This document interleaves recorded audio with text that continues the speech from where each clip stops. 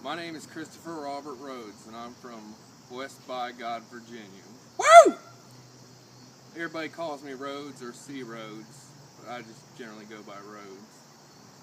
I haven't had much background in art. I did some drawing, but mostly I started getting tattooed when I was 15 out of some guy's living room, and it's stuck ever since. I worked at shops and swept floors and basically just followed people around until somebody finally, 10 years later, decided to give me an apprenticeship and make me work my ass off for it. And that's where I've been ever since.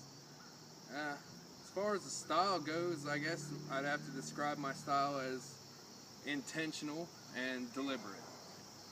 I don't screw around with tattoos. I don't waste my time. I don't experiment a lot. I put in a tattoo, it's solid, it's there, and it's done.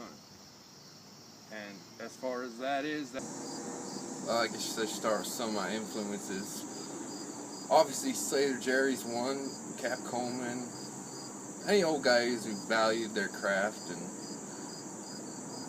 simplified, basically. You know, any idiot can make something more complex, and obviously that's happening a lot. That's kind of what people do now, is just make shit more complex and more complicated. I love metal. I'm often prone to belt out the worst renditions of any old metal song that comes to my head while tattooing. I think it's frightened more than a few people off. I like bluegrass, old country.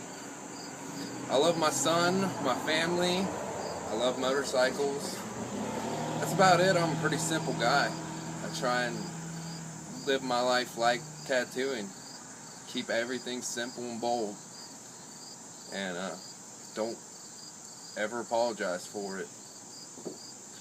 That's about all there is to me. Why should I be on Inkmaster? Well, I'm not the best tattooer in the world, but I work my ass off. I do solid tattoos that are going to stay with people forever. And they're going to look good for at least a long time. But I'm a good walk-in guy. I can do any style somebody comes in with and deal with lots of kinds of different people.